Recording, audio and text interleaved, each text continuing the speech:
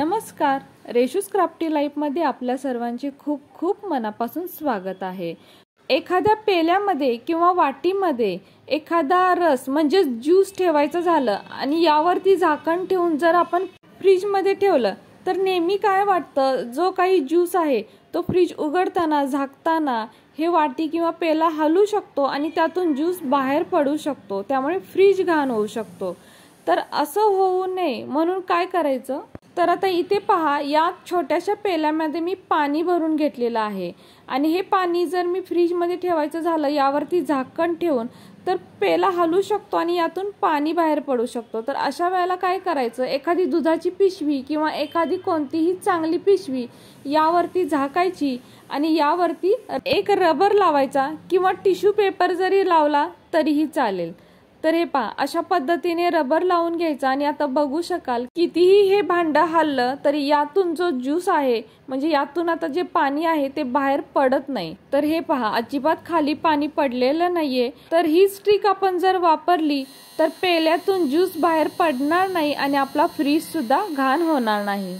आता यानंतर हँडवॉशसाठी घरात जर लहान मुलं असतील तर काय होतं, हे पटकन असं प्रेस केलं जातं आणि खूप सारा हँडवॉश बाहेर येतो, म्हणजेच गरजेपेक्षा जास्त हँडवॉश हातावर येतो आणि बऱ्यापैकी हँडवॉश हा वाया जातो। तर असं होऊ नये म्हणून काय करायचं, या हँडवॉशला एक रबर लावून घ्यायचा। तर हे पहा, अशा पद्धतीने जसं व्हिडिओमध्ये दाखवते त्या पद्धतीने हँडवॉशला रबर लावून घ्यायचा।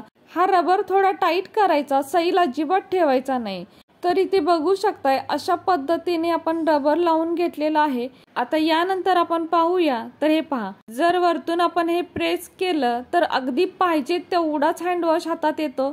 बघू शकताय खाली रबर असल्यामुळे ते यापेक्षा खाली जास्त प्रेस होत नाही, त्यामुळे अगदी पाहिजे तेवढाच हँडवॉश हातामध्ये येतो, यामुळे जास्तीचा हँडवॉश हा आपला वाया जात नाही। आता यानंतर हे 2 स्टीलचे चमचे आपल्या प्रत्येकाच्या घरी असतात, तर आज आपण वेगळा उपयोग पाहूया। तर चमच्यांना असं एकत्र जोडायचं जसं व्हिडिओमध्ये दाखवले आहे आणि याला एक रबर लावायचा। तर हे पहा, रबर खूप टाईट नाही करायचा आणि अगदी सैलही नाही ठेवायचा। आता यानंतर बघू शकता याचा छान असा उपयोग होतो, एखादी ग्रेव्हीवाली भाजी उचलण्यासाठी याची खूप मदत होते।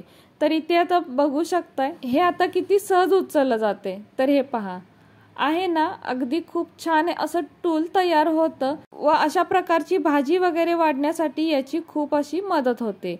आता यानंतर हे काटे चमचे नेहमी आपण मॅगी नूडल्स खाण्यासाठीच वापरतो, तर आज याचा एक नवीन उपयोग पाहूया। तर हे पहा, अशा प्रकारे हे चमचे एकमेकांना जोडायचे आणि यानंतर असं खाली याला एक रबर लावून घ्यायचा। तर रबर खूप टाईट नाही करायचा आणि एकदम सैलही नाही ठेवायचा। तर हे पहा, अशा पद्धतीने रबर लावून घ्यायचा आणि वरती हे अशा प्रकारे जोडायचं आहे। तर शक्यतो हॉटेलमध्ये वगैरे या काट्या चमच्यांचा असा वापर केला जातो, आज आपण घरी सुद्धा करून पाहूया। तर हे पहा, हे छान असं एक टूल तयार होतं। तर शक्यतो गरम पाण्यातून वस्तू बाहेर काढण्यासाठी याचा खूप वापर होतो। तर आता इथे आपण पाहूया, हे पहा, हे पाण्यामध्ये अंड आहे व या टूल्सचा वापर करून अगदी सहजपणे हे आपण उचलू शकतो। तर अगदी सहजपणाने हे काम होऊन जातं। गरम पाण्यात हात घालण्यापेक्षा हे टूल्स वापरलेलं केव्हाही चांगलं। याच पद्धतीने आपण उकडलेली बटाटे म्हणजे गरम पाण्यातील आपण सहजपणे बाहेर काढू शकतो। आता यानंतर याचाच अजून एक वापर होऊ शकतो, जसं आता चमचे जोडले होते त्याच उलट्या पद्धतीने जोडायचे आणि त्यानंतर असं वरच्या बाजूला ह्या रबर लावून घ्यायचा। तर रबर एकदम टाईट लावून घ्यायचा, अजिबात सैल ठेवायचा नाही। आणि यानंतर बघू शकताय हे एका छान असं चिमट्याचं काम करू शकतं, म्हणजे एका पकडीचं हे काम अगदी सहज करतं।